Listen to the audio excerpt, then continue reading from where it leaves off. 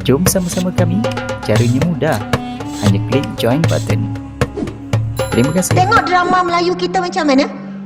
Padahal kita tahu ini bukan suami isteri, tapi salam cium tangan, cium dahi, pasu peluk.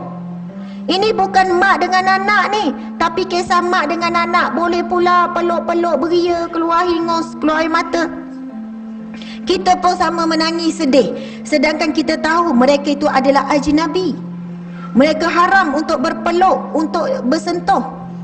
Mereka boleh buat adegan dalam bilik romantik suami isteri. Cerita Melayu kita pun dahsyat. Anak kita tengok, kita pun ni kalau tengok cerita masalah lagi dahsyat. Kita hanya tutup macam ni, jangan tengok. Maknya tengok. Kalaulah benda ni masuk dalam rumah kita, bayangkan anak kita ni bila tengok dekat luar, sebab tu dia tak heran. Bayangkan dia membesar dengan tak rasa berdosa bila melihat dosa. Tak rasa nak istighfar. Sebab itu disebutkan gejala lemah iman hari ini adalah gejala yang berleluasa. Ia datang daripada rumah kita sendiri. Subhanallah. Sebab itu kadang orang tanya, habis tu Ustazah nak macam mana? Terpulang pada ibu bapa. Nak berkorban apa? Nak korban apa? Sanggup tak korban tak tengok drama? Tak berkorban tak tengok benda-benda ni, tutup TV, sanggup tak? Tak tengok TV, ketinggalan zaman tak hari ni? Ni semua ada dalam ni. Nak tengok berita, nak cari berita, semua ada dalam ni. Betul tak?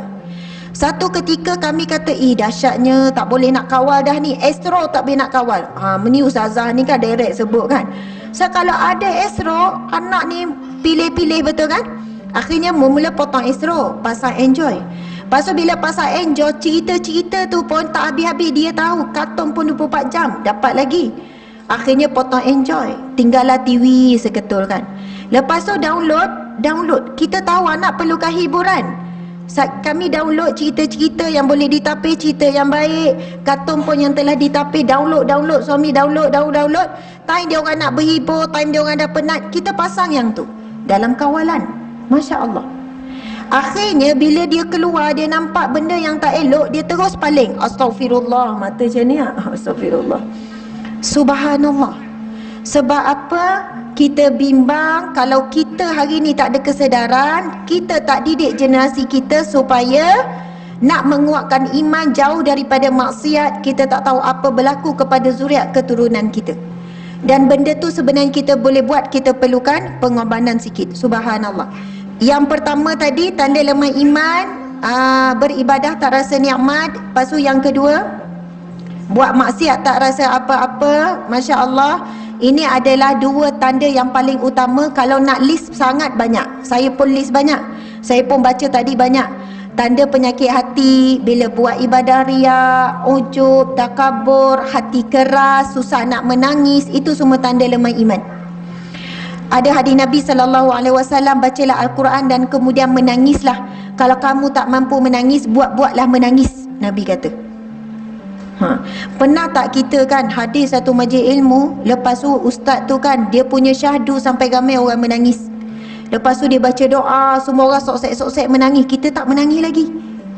Kita pun dah risau, macam mana ni, aku tak nangis lagi ni. Tengok orang sebelah nangis. Akhirnya kita buat apa?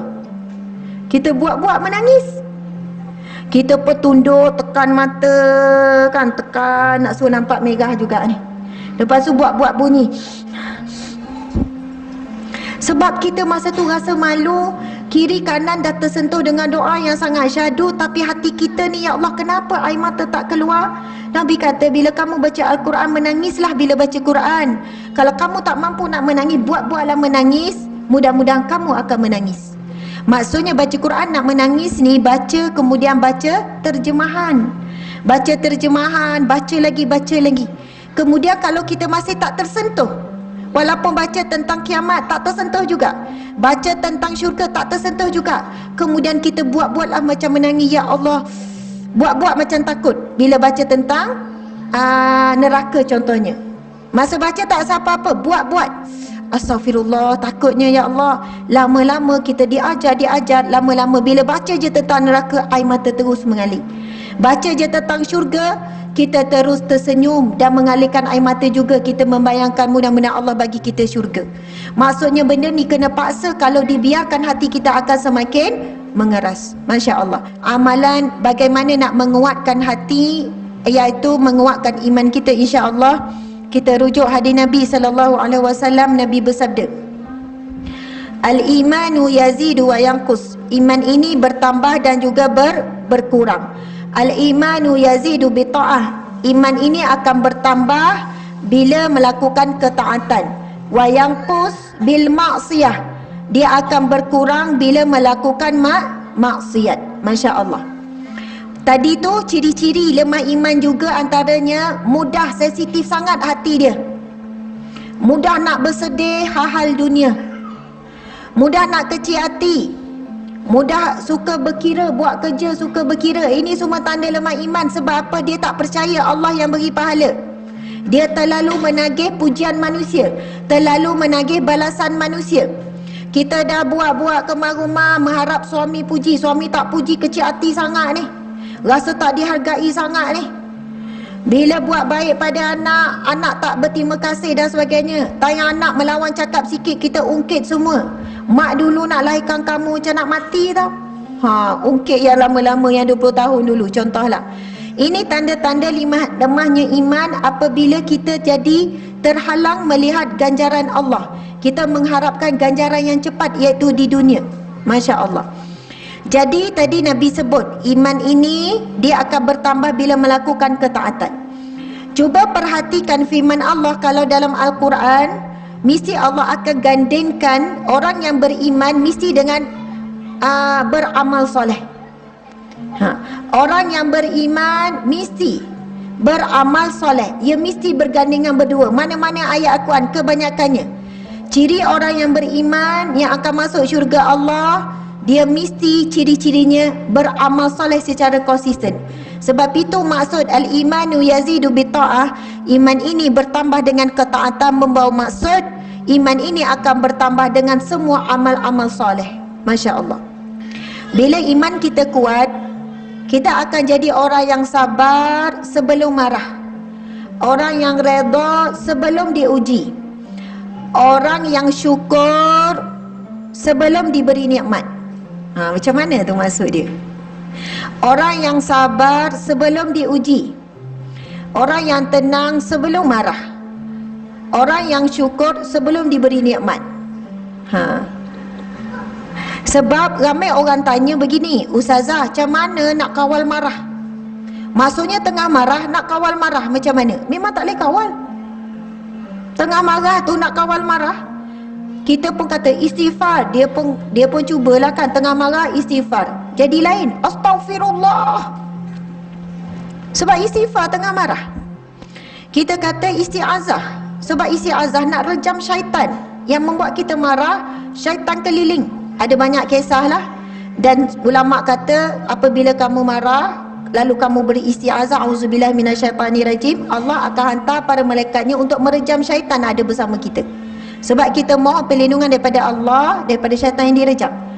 Tapi tak ramai yang kuat. Masa tengah marah kemudian isti'azah terus reda. Tak ramai. Ada orang kata, bukan orang kata, Rasulullah kata apabila kamu marah redakan dengan air, ni berwuduk. Mampu tak kita tengah marah ni, tengah bebel ni, tiba-tiba pergi ambil wuduk? Mampu tak? Tak mampu, tak kuat. Ada satu kisah syekh, orang yang alim ni, dia tengah mengajar macam ni lah kan, dalam kuliah. Tiba-tiba dia berhenti, dia pun bangun, dia keluar, anak murid semua terkejut. Lepas tu dia datang balik, nampak ada kesan wuduk. Bila anak murid tanya, wahai syekh, kenapa, apa yang berlaku? Tadi ketika aku mengajar, aku ada rasa nak marah kepada salah seorang daripada kamu. Sebab ada anak murid yang tak ada adab dalam majlis ilmu. Aku rasa nak marah, aku sedar, aku tengok adik Nabi, dia terus bangkit ambil wuduk dan dia sambung balik mengajar.